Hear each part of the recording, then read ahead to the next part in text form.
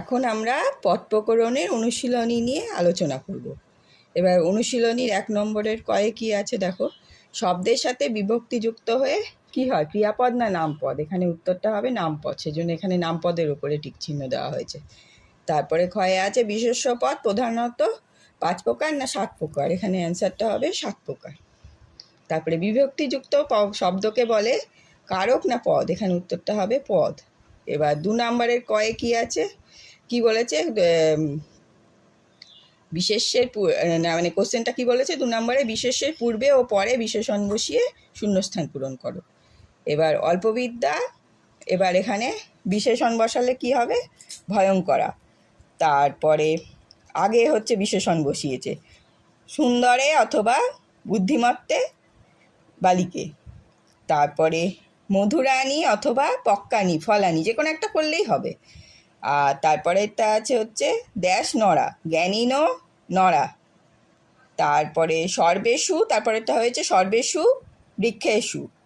তারপরে কি আছে, ইয়ং পৃথিবী ড্যাশ দেওয়া আছে শ্যামলা, শস্য শ্যামলা হবে না, এখানে শুধু শ্যামলা হবে। এরপরে ড্যাশ প্রাত, মানে কী হবে, মনোহরং প্রাত, অর্থাৎ মনোহর সকাল।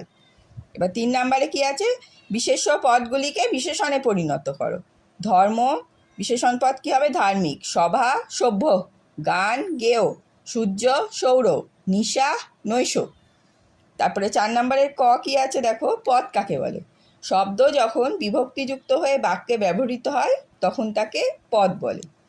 খ কি আছে, পদ কয় প্রকার ও কি কি? বিভক্তিভেদে হচ্ছে পদ 2 প্রকার, সুবন্ত পদ ও তিঙন্ত পদ। সুবন্ত পদ আবার 4 প্রকার, পদ, সর্বনাম পদ এবং অব্যয় পদ। আর তিঙন্ত পদের অন্য নাম হচ্ছে ক্রিয়াপদ। এবার কি বলেছে, গয়েরটা কয়েকটি বিশেষ্য পদের উল্লেখ করো। এবার কি কি কয়েকটা বিশেষ্য পদ হচ্ছে, পুষ্পম, জলম, দশরথ, পক্ষী, পশু, দয়া, মায়া, সুখম, দুঃখম ইত্যাদি। এবার ঘয়েরটা কি বলেছে, কয়েকটি বিশেষণ পদে উল্লেখ করো। কি কি কয়েকটা বিশেষণ পদ, সুন্দর, মূর্খ, তারপরে হচ্ছে শ্রেষ্ঠ, শ্যামল, ক্ষুদ্র, উৎকৃষ্ট, চতুর ইত্যাদি। এবার উঙরটা কি বলেছে, সদা সত্যং বদ, এখানে অব্যয় পদ কোনটা? অব্যয় পদটা হচ্ছে সদা, এই সদাটা হচ্ছে অব্যয় পদ।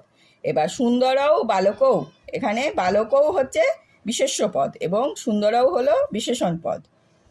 এবার 5এরটা কি বলেছে, একটি করে উদাহরণ দাও। ব্যক্তিবাচক বিশেষ্য যেমন হচ্ছে অশোক, সর্বনাম হচ্ছে অস্মদ, গুণবাচক বিশেষণ হচ্ছে সুন্দর, জাতিবাচক বিশেষ্য হচ্ছে পশু, সংখ্যাবাচক বিশেষণ হচ্ছে এক।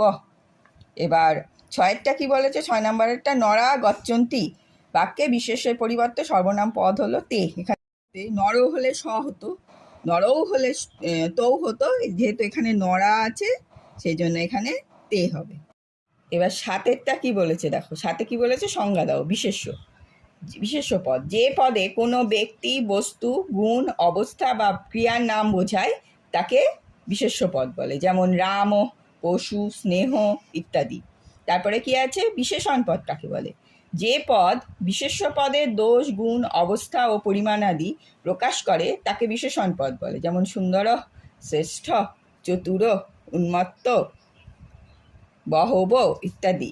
তারপরে সর্বনাম পদ, যে পদ বিশেষ্য পদের পরিবর্তে ব্যবহৃত হয় তাকে সর্বনাম পদ বলে, যেমন অস্মদ, যুষ্মদ, তদ, ইদম, এগুলো হচ্ছে সর্বনাম পদ, বিশেষ্য পদের পরিবর্তে ব্যবহৃত হচ্ছে এগুলো, সেই জন্য এগুলো সর্বনাম পদ। এরপরে আছে অব্যয় পদ, সব বিভক্তিতে অর্থাৎ প্রথমা, দ্বিতীয়া, তৃতীয়া, চতুর্থী, পঞ্চমী, ষষ্ঠী, সপ্তমী সব বিভক্তিতে 3টি লিঙ্গে, কি কি আছে 3টি লিঙ্গ বলতে, পুংলিঙ্গ, স্ত্রীলিঙ্গ আর ক্লীবলিঙ্গ, এবং 3টি বচনে, একবচন, দ্বিবচন, বহুবচন, এই 3টি বচনে যে পদ অবিকৃত থাকে অর্থাৎ বিকৃত হয় না, যেরম সেরমই থাকে তাকে অব্যয় পদ বলে, যেমন প্রাত, যত্র, পুত্র, সদা ইত্যাদি। তারপরে কি আছে, ক্রিয়াপদ কাকে বলে? যে পদের দ্বারা কোনো কিছু কাজ করা বা হওয়া বোঝায় তাকে ক্রিয়াপদ বলে, যেমন রাম গচ্ছতি, এই বাক্যে ক্রিয়াপদ হলো গচ্ছতি, এটা হচ্ছে ক্রিয়াপদ এই গচ্ছতিটা। এর পরের দিন আমরা অনুশীলনীর পরবর্তী যে প্রশ্নগুলো আছে সেগুলো নিয়ে আলোচনা করব।